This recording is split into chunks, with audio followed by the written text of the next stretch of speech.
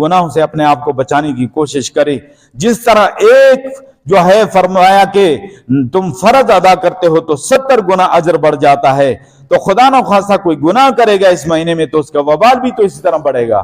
اس لیے کم از کم اس مہینے میں اپنے آپ کو نافرمانیوں سے بچائیں، گناہوں سے بچائیں، اپنی نظروں کی حفاظت کریں، اپنی کانوں کی حفاظت کریں، اپنی زبان کی حفاظت کریں، جھوٹ سے اپنے آپ کو بچائیں، اور ملاوٹ سے اور ناپ تول میں کمی سے اور خیانت سے اور سود سے اور رشوت سے اور ان ساری چیزوں سے خصوصی طور پر اس مہینے میں اپنے آپ کو بچائیں. اگر خدا نہ خواستہ کسی کی جاب ایسی ہو جسے بینک میں یا کہیں بھی، تو وہ بھی اس مہینے میں کوشش کرے کہ کسی اپنے دوست سے قرض لے لے، اور قرض لے کر اس مہینے کے دوران کا اپنا جو خرچ اخراجات، اپنے سحری، اپنی افطاری، اس کا بندوبست اس سے کر لے، تاکہ کسی طرح کا کوئی شائبہ اس میں نہ ہو. تو احتیاطاً عرض کر رہا ہوں میں، تو اس کے لیے اہتمام زیادہ سے زیادہ کریں کہ آپ کے حلال کا لقمہ جو ہے اس سے آپ روزہ افطار کریں، اور حلال کا رزق جو ہے اس کا اہتمام خصوصی طور پہ رمضان شریف میں کریں. اور اس کے علاوہ جو ہے عام طور پہ اخبارات جو لوگ پڑھتے ہیں، یا جناب علی ٹی وی پہ یا موبائل پہ یا سوشل میڈیا پہ یا نیٹ پہ یا دوسری چیزوں پہ جو اوقات ہمارے خرچ ہوتے ہیں، ان اوقات کو بچانا ہے. اور رمضان شریف میں تو ان چیزوں سے مکمل طور پہ بائیکاٹ کرنا ہے، اور اپنے ایمان کو بچانا ہے، اپنے رمضان کو بچانا ہے. کیا معلوم یہ ہماری زندگیوں کا آخری رمضان ہو، پھر ہمیں یہ لمحات میسر ہوں یا نہ ہوں. اس لیے اس مہینے میں تو ان چیزوں سے بائیکاٹ کر دیں. اور کسی کی زیادہ مجبوری ہے، کوئی کاروباری معاملات ہیں دوسرے تیسرے، تو وہ زیادہ سے زیادہ واٹس ایپ گروپ جو ہے اس کو استعمال کرے. بس اس کے علاوہ ختم. مکمل طور پہ یہ میں آپ سے ریکویسٹ کر رہا ہوں کہ اپنے ایمانوں کو خدا کے لیے بچائیں، اور اپنے رمضان کو ضائع ہونے سے بچائیں، ان قیمتی لمحات کو ضائع ہونے سے بچائیں. اس سے میں آپ کو بتاؤں، نگاہیں بھٹک جاتی ہیں، نظریں آلودہ ہو جاتی ہیں، اور کتنا ہی آپ بچنے کی کوشش کرتے ہیں لیکن آپ کی نظر آلودہ ہو جاتی ہے، آپ کی روحانیت ختم ہو جاتی ہے. روحانیت بنانے میں بڑا وقت لگتا ہے لیکن روحانیت ختم ہونے میں دیر نہیں لگتی ہے میرے دوستو. اس لیے اس کا خصوصی طور پہ اہتمام ہو. اور یہ جو دو اوقات ہیں بہت زیادہ قیمتی ہیں، ایک سحری کا وقت ہے اور ایک افطاری کا وقت ہے. معذرت کے ساتھ یہ ماہ مبارک آیا تھا کہ ہم روحانی طور پہ اپنے آپ کو فٹ کریں اور اپنی روحانی غذا کا انتظام کریں. ہمیں تو یہ مہینہ اللہ نے اس لیے دیا تھا، لیکن ہم یہاں پر جو ہے تو اپنی جسمانی غذا کی فکر میں زیادہ پڑے ہوتے ہیں معذرت کے ساتھ. اور آپ دیکھ رہے ہوتے ہیں کہ اکثر اور بیشتر ہماری فکر یہ ہوتی ہے، اور اسی کے لیے جناب علی خریداری ہو رہی ہے، اور مرد حضرات بیچارے سودا سلف خرید کر لا رہے ہیں، ڈھو کر لا رہے ہیں. گھر کی خواتین بیچاری پکا کر جب کچن میں ان کے اوقات گزر رہے ہیں، اور ان کے بہت قیمتی اوقات کچن کی نظر ہو رہے ہیں. کیا ان اللہ کی بندیوں کو اللہ کی رحمت کی ضرورت نہیں ہے؟ کیا ان کو جنت کی ضرورت نہیں ہے؟ کیا وہ اللہ کی رحمت کی محتاج نہیں ہے؟ کیا رمضان کی برکت اور رحمتیں کیا وہ حاصل کرنے کی ان کو ضرورت نہیں ہے؟ یقیناً ہے. تو اس کے لیے ہم نے یہ کوشش کرنی ہے کہ ان اللہ کی بندیوں کو بھی کم از کم ہم کچھ وقت کے لیے، تاکہ وہ بھی اللہ کی عبادت میں، دعا میں، ذکر اذکار میں، تلاوت میں اپنا وقت صرف کریں، اور ان کا کم سے کم وقت جو ہے وہ کچن میں جو ہے تو استعمال ہو. یہ ماہ رمضان کی ایک ایک گھڑی، ایک ایک لمحہ بہت ہی زیادہ قیمتی ہے. تو میں آپ کو یہ بتانا چاہ رہا تھا کہ یہ مہینہ تو روحانی طور پہ ہمیں جو ہے ہم اپنے آپ کو فٹ کریں اور روحانی غذا حاصل کریں، اس کے لیے اللہ نے دیا تھا. ہم جسمانی غذاؤں کی فکر میں زیادہ پڑ جاتے ہیں. تو اس لیے میں آپ سے یہ گزارش کروں گا کہ اپنے ان دو اوقات کو خصوصی طور پہ آپ جو ہے ضائع ہونے سے بچائیں. ایک سحری کا وقت ہے اور ایک افطاری کا وقت ہے، اور اکثر اور بیشتر یہ دونوں اوقات ہمارے کھانے پینے کی نظر ہو جاتے ہیں، یا کھانے پینے کے انتظامات کی نظر ہو جاتے ہیں. یہ بہت قیمتی لمحات ہیں.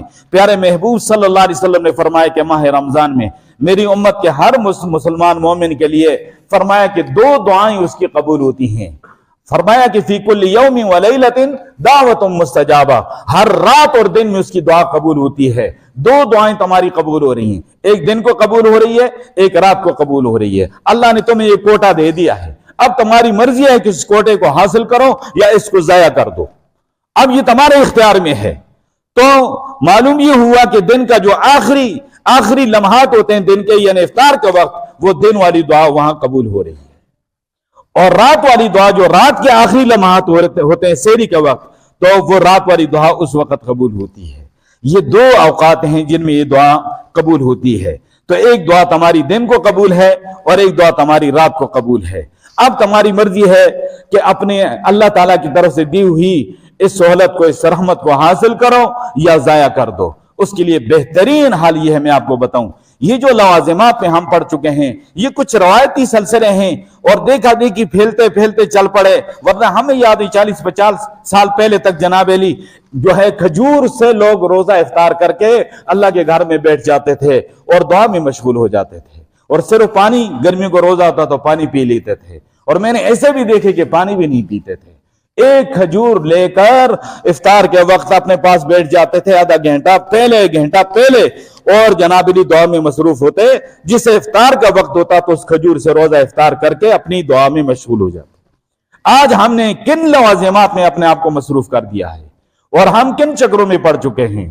میرے دوستو، یہ روزے کے لوازمات میں سے نہیں ہے کہ فلاں چیز ہونی چاہیے اور فلاں بھی ہونی چاہیے اور فلاں بھی ہونی چاہیے، اور اس کے لیے جناب علی ماؤں بہنوں بیٹیوں کا وقت بھی ضائع ہو رہا ہے اور ہماری توجہ بھی اس پہ بڑھتی ہے، اور ظاہر ہے ہمارے دن کے اوقات اور بالخصوص یہ اوقات اس ٹائم جو ہے خرید و فروخت کی طرف توجہ زیادہ ہو جاتی ہے کہ فلاں چیز لانی ہے اور فلاں لانی ہے اور فلاں لانی ہے۔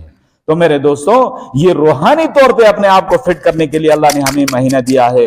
ہم جسمانی غذا کی فکر میں پڑ گئے ہیں، جسمانی غذا تو ہم سال کے 11 مہینے حاصل کر رہے ہیں اور کھانے پینے میں سال کے 11 مہینے گزار دیے ہیں، تو اس مہینے میں کم از کم ہم اپنے جسموں کو روحانی طور پہ فٹ کرنے کے لیے ہم کوشش کریں کہ افطاری سے کم از کم آدھا گھنٹہ پہلے اللہ کی بارگاہ میں بیٹھ کر دعا شروع کر دیں، اللہ سے مانگنا شروع کر دیں، اور اسی طرح جو ہے گھروں کی خواتین کو بھی موقع دیا جائے کہ وہ بھی اللہ کی طرف جو ہے توجہ کر لیں اور رجوع کر لیں، اور وہ بھی اللہ کی رحمتیں اللہ سے مانگنا شروع کر دیں، ان کو اتنی فرصت حاصل ہو جائے گی۔ اس کے لیے یہ کوشش کرنی ہے، سحری کے وقت جناب علی آدھا گھنٹہ پونے گھنٹہ پہلے سے جناب علی کم از کم سحری تیار ہونے سے پہلے سے آپ وضو کر لیں، آپ نے اٹھ کے ہاتھ دھونا ہے، آپ نے کلی کرنی ہے، آپ نے منہ پہ پانی ڈالنا ہے، تو آپ پورا وضو فرما لیں، اور جب پورا وضو کر لیں گے تو جب تک کھانا تیار ہو رہا ہے، کھانا لگ رہا ہے، آپ مصلی بچھا لیں اور آپ 2 رکعت پڑھ لیں، 4 پڑھ لیں، 6 پڑھ لیں، 8 پڑھ لیں،